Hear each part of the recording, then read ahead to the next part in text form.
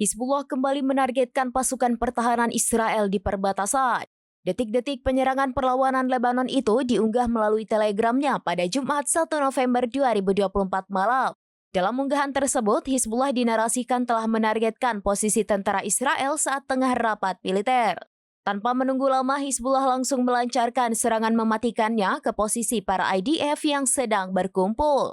Mengutip Tribunnews.com pada Sabtu 2 November 2024, perlawanan Lebanon Hizbullah diduga menggunakan senjata buatan Rusia saat melancarkan aksinya itu.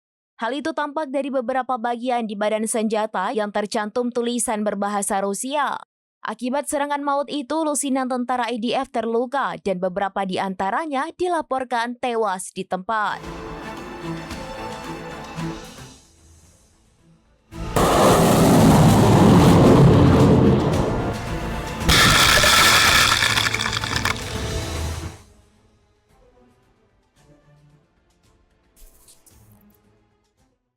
Download Tribun X sekarang, menghadirkan lokal menjadi Indonesia.